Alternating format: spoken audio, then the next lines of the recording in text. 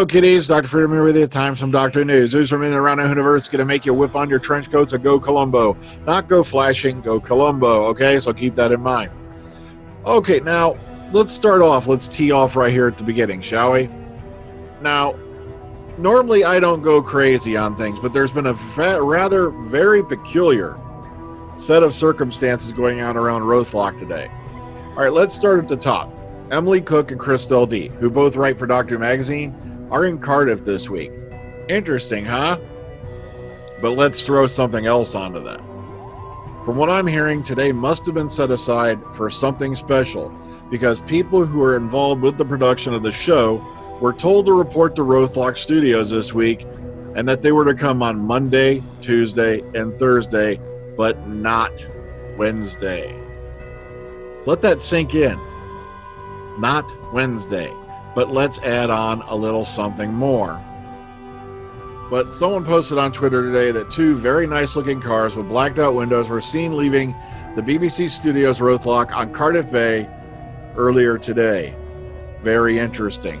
But then let's throw in the one that's going to make all the fans go ape crap, okay? Janet Fielding posted the following tweet. Don't go hog wild.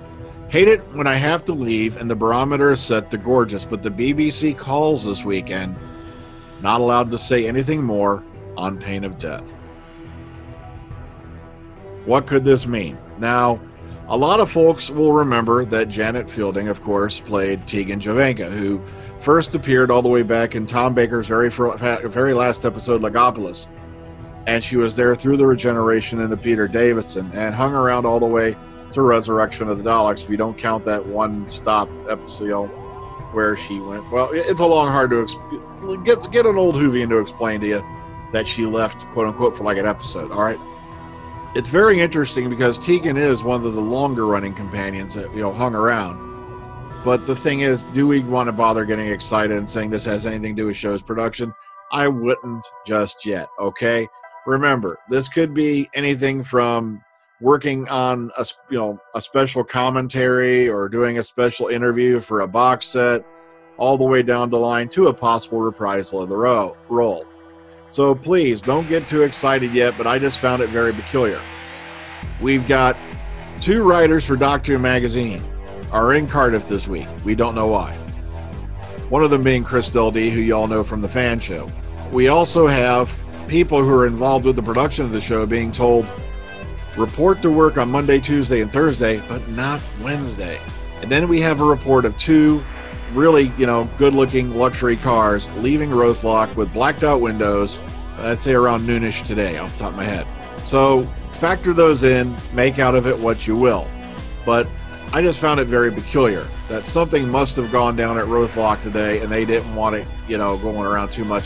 But at the same time, if that's true, why was Christelle D. and Emily Cook there, in that area? We'll find out later. Just throwing it out as speculation. Moving on.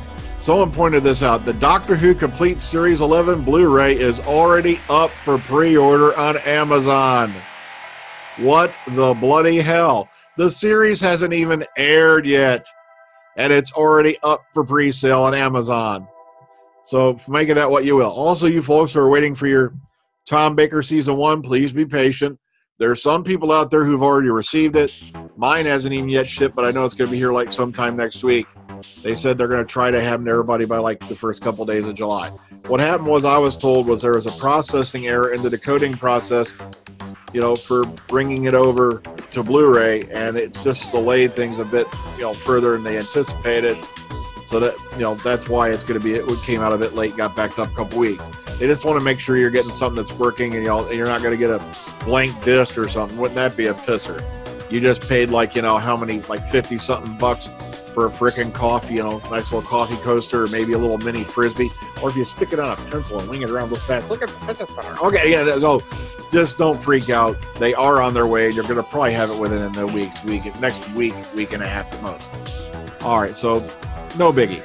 Also for today, lastly, David Tennant, by the way, this guy is busier than hell. My gosh. David Tennant's going to star in a moving new BBC4 comedy about bringing up a disabled child. And I found this very interesting. That he's, because heck, between DuckTales and everything else he's been doing, damn. So there she goes is going to be the name of it. It's going to star Tennant as Simon with his wife Emily, played by W1A star Jessica Hines, and it's going to chronicle their struggles in bringing up Rosie, a 9-year-old girl with severe learning disabilities, who's going to be played by Miley Locke. So it's kind of nice to see that somebody can keep work after Doctor Who. I'm not making fun of Matt Smith. Really, I'm not. So, folks, I just wanted to aim that at you, put this out there that there's something flying under the radar today. It's very, very peculiar that you've got mysterious cars, blacked out windows, leaving roadblock. Employees involved with the production are told not to show up to work today. And then you've got 2 writers for DWM that are just happen to be sitting there in Cardiff this week. So please keep your eyes and earballs peeled. And by the way, be very, very cautious. There's more rumors flying around. I'm not saying Tegan Jovanka is being reprised.